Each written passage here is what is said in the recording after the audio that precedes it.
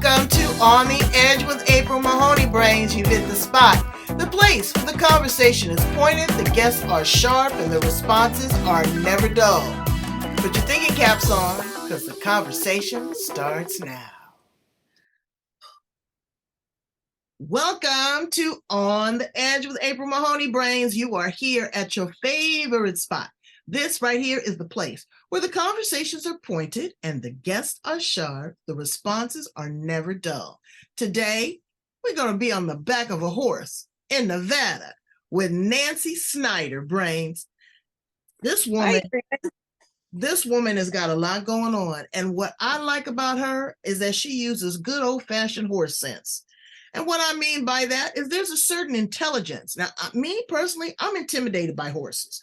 One ran away with me to the edge of a cliff. And honey, she must have knew I was scared, because when I got off, I gave her a couple carrots and some sugar cubes, and I walked her back almost 3 miles. I sure did. But there's a beauty in being able to communicate with animals. Nancy suffered some challenges in her past before with some mental health things, but she didn't let that deter her. She let that encourage her. Now she's working with NAMI. They are a phenomenal program. I know 2 or 3 people that have participated. It's actually it's the National Alliance. Alliance of Mental Health. National Alliance on Mental Illness. Okay, perfect. Because we want to definitely give them their credit. We want to give them their due. She is also a retired doctor of physical therapy. She's not only able to work with animals intuitively, but also in the physical space as an animal communicator and also a behavioralist. And what people have told me, I don't know, we're going to talk to her a little bit more about it, is that animal therapy is huge now with children with Asperger's or attention deficit or, just mental challenges. They're able to get out and connect with animals or music or science in an environment that is suiting to them. So welcome her to the show. Thank you so much, Nancy, number one, for all the amazing things that you do and all the people that you connect. So Nancy, please share with my brains, how do you show up in the world? I've been on a journey my whole life to figure out my place in this universe, and it's taken me a variety of places. I worked in the horse industry in Virginia for 15 years. I went back to school and got my doctor of physical therapy, did that as a career for a while. I did peer support as a mental health specialist. And now my ultimate finding for myself is working with animals on a physical, emotional, mental level using intuitive communication, energy work, and other holistic techniques. I saw that you're also studying to be an aromatherapist for animals. Absolutely. Yes. Wow. Yes. It's really powerful. Yeah, I know. I mean, yes. Their sense of smell is like 10 times ours. Yes. Yes. They can smell fear. They can smell anxiety. They look at you a certain kind of way when they're questioning you. Why did you pick horses as your favorite, one of your, favorite animals to work with? I especially love both horses and dogs, but horses, it's like I just kind of need them to breathe. I don't know. They're a part of me ever since I was little. We didn't have horses, but nobody in my family is interested in horses. But from the time I was little, I played with horses instead of dolls. So, well, that's beautiful. Are you a good rider? Not as good as when I did it full time, but I like to think so. Well, when I got on the back of that thing, I thought it was going to be easy. It's a lot of upper body work. It's a lot of work, and people it's a lot of work. No, yeah, I mean, if you don't sit back, you can mess up your back. Your thighs have to kind of be able to grip that saddle. It's a lot. So now you find that working with the animals intuitively, how does that correlate with them working with individuals that maybe don't have animals around, or dogs or horses? How do you find that there's a harmonious synergy with the work that you do intuitively with the animals and also people that might have challenges? Um, Interesting question. A lot of it is just being present and um allowing the other individual to be heard. That's a huge part of it. Um, that's especially important in the animal communication, because we can talk to the animals and they understand us, but in general, people don't understand when their animals talk to them. Um, and a lot of people also just feel not heard. Their family dismisses them or doesn't understand. The medical community doesn't understand. Um, just to be present and listen. And from it's especially helpful when it's someone coming from a similar place. Mm-hmm. I know. And I used to tell my husband, he goes, "What are you and that dog doing in there?" I said, "You don't speak bark. You don't understand." Okay. But it is a language. And, I just love the way that a dog looks at you. You know exactly what they're saying. I'm hungry, I go to potty, pet me, love me, all of those kind of things. Is the communication similar with other type of animals? Can you kind of read what the horse is thinking? I mean, you have a special intuitive gift, but, just for most horse owners, are they able to kind of engage, do you think? Oh, absolutely. Body language is huge for most species of animals. Um, they, that's definitely one level, and you can get very detailed communication from them. Sometimes you need to go a little bit further, though. And Yeah. that's where the intuitive communication comes in. So now But how did you find that you had this intuitive gift? How did you find out that you were a Mrs. Dr. Doolittle? well, first of all, it's not necessarily a gift, it's actually a skill Mm, that most anybody can learn. You have to put the work in, and like anything else, some people are a little more talented, but it is learnable. But I had some spontaneous communications before I knew it was a thing. And one of them actually was my personal dog, and she wanted to tell me something. And like you said, you know, I I knew she wanted something. I didn't know what. It was like, is it food? You have to go to the bathroom. Do you need water? All those things I kind of went through. And this went on for a day and a half or so.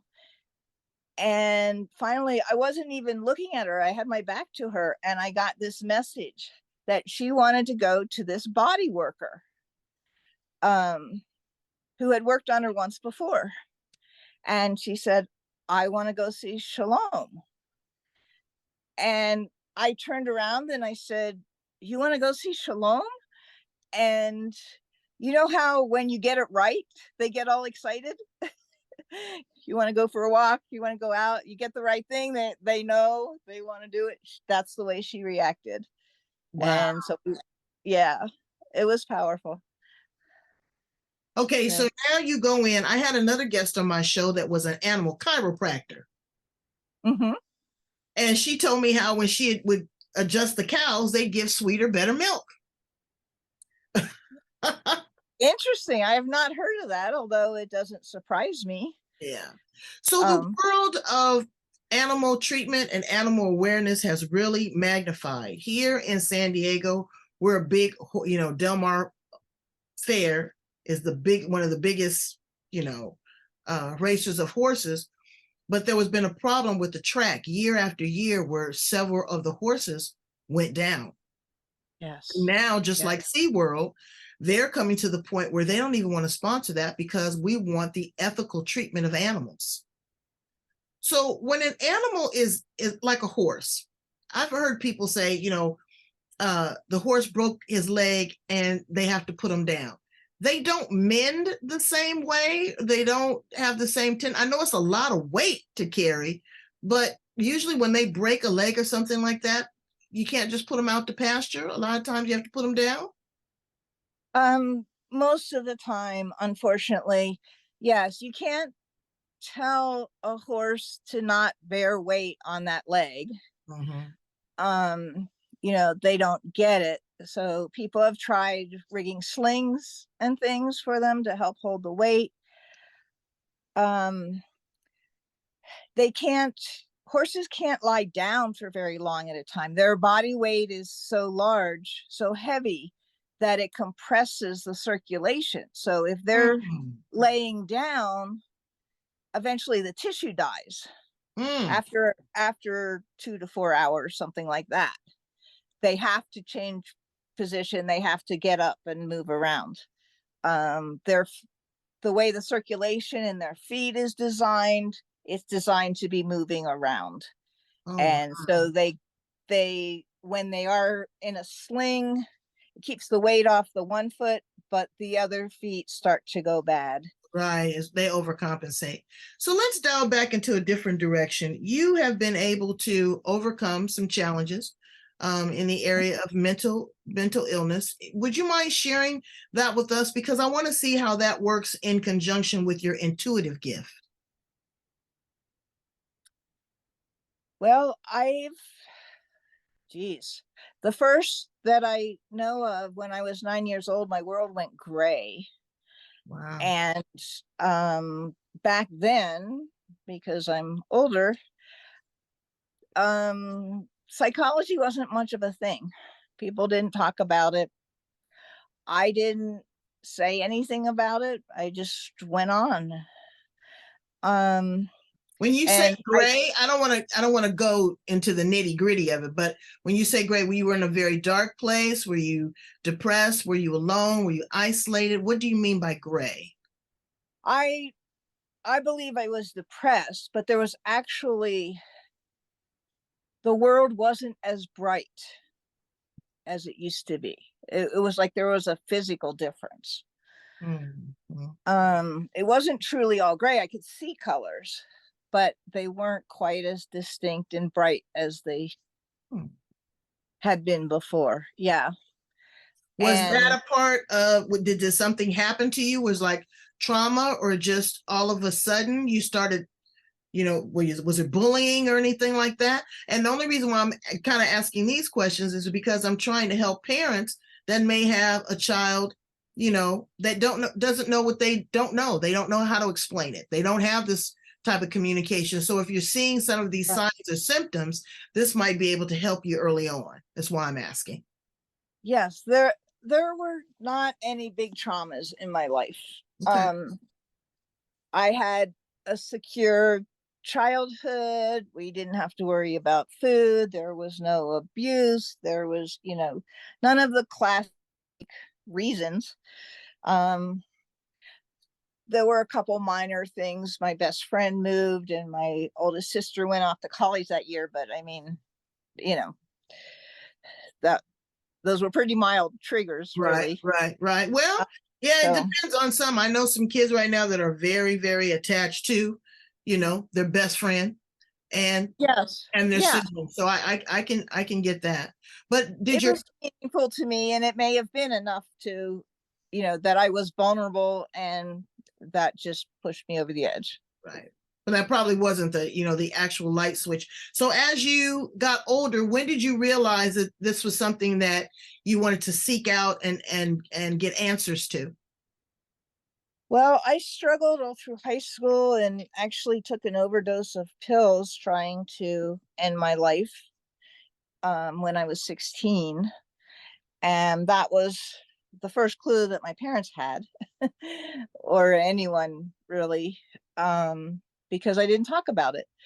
And they did send me to a therapist that didn't really help much. And I saw people off and on. Basically, I had thoughts of suicide every day for 40 years. Oh, come on. Really? Seriously, yeah. It was hard. And you know, I did that through the horses, through physical therapy school, through working. So It several times a week, you say every day, but several times a week, you thought about this life is not worth living. Yes, and it seriously was closer to every day. It probably wasn't every single day, but yeah, the How did you? majority of Okay, days. this is the important thing. You didn't do it. You tried. The attempt failed, but you did do it. Do you recall anything specific that was your bell ringer that says, you know what? Not today. I'm going to get through today and I'm going to start tomorrow. Was there anything that triggered you the opposite way to say that this is okay? I'm going to be able to get through this. I have a family to live for. I've got my horses. I've got my job. What is it that stopped you? For me, it was the animals. I couldn't control what would happen to them after I went. And so that was a big barrier for me. So it was a sense of connection. It was a sense of it wasn't about me. It's about supporting another life, be it an animal life, human life. But there was something there that I knew that I had to live for, that I was responsible for in a way that depended on me, that stopped me from hurting me. That's pivotal. That's pivotal. Yeah. That's an aha moment. That's an aha moment for anybody out there that's struggling. Think about it. Put it on your wall. Think about it. Is there anybody or anything that is dependent upon you equally or greater than yourself that you can turn to, support, love, and encourage, and get that what you need from them to continue to go on? Because you've got to go on. You've got to continue to thrive. So now tell us a little bit about the peer-to-peer with NAMI. That was actually one of the things that helped me start getting better, was when I got involved with NAMI. The peer-to-peer they have a ton of programs. The peer-to-peer program itself is an educational program, and it's designed to empower people, just learn more about the illness, learn more about the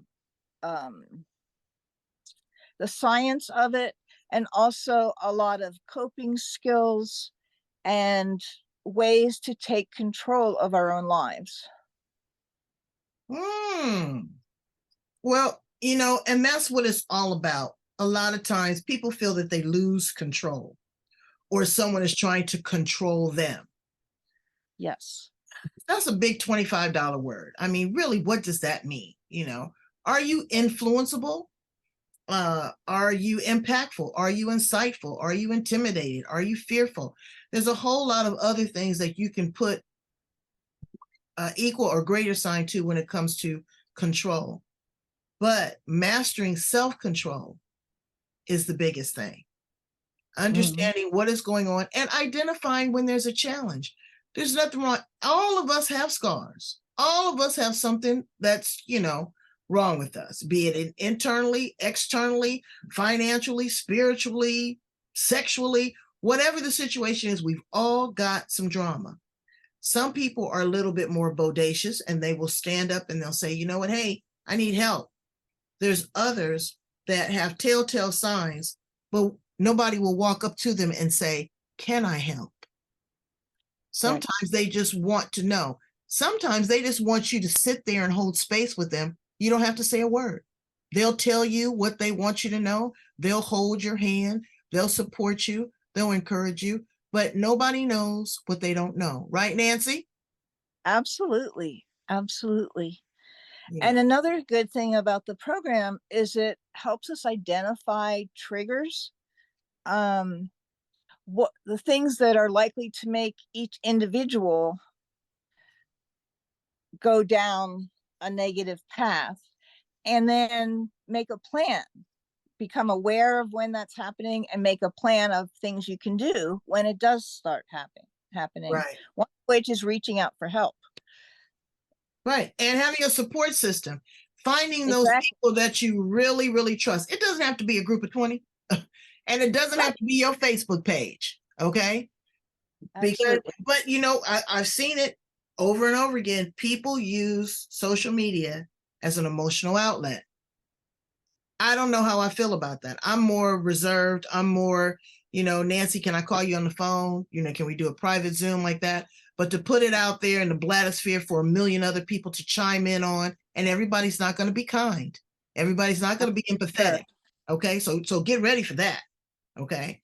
And then you find, people that want to give you advice. Sometimes you don't need advice. Sometimes you need an 800 number with a professional, or again, a trusted friend, or your cat or your dog or your horse, all of those things. So it has been so wonderful talking to you about so many wonderful things. Thank you again for going deep and sharing some personal, intimate secrets with us, but also heightening our sense of awareness when it comes to mental health and how animals can be very supportive and be an option and an outlet.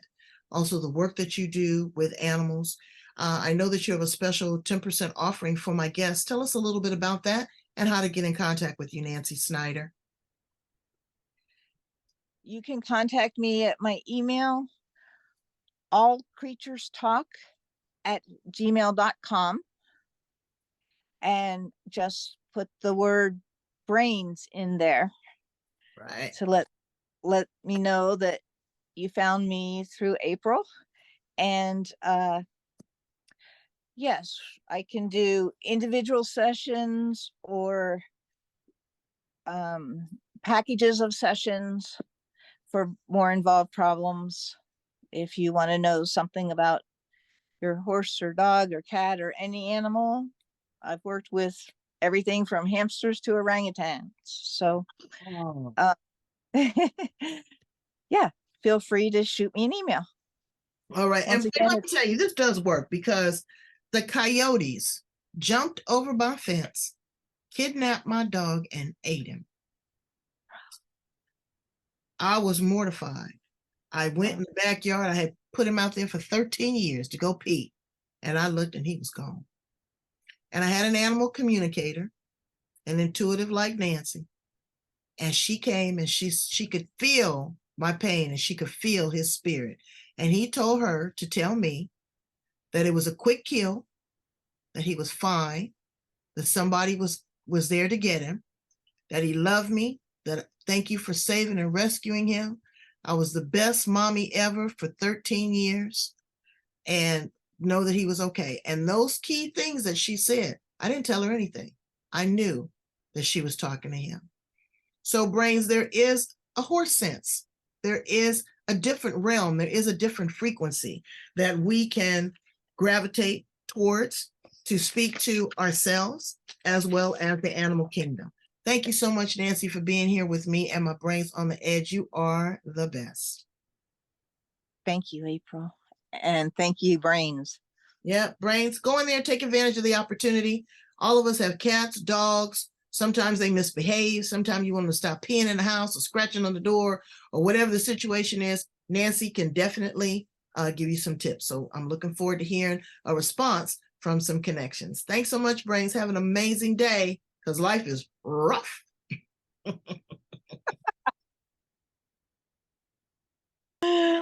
Awesome.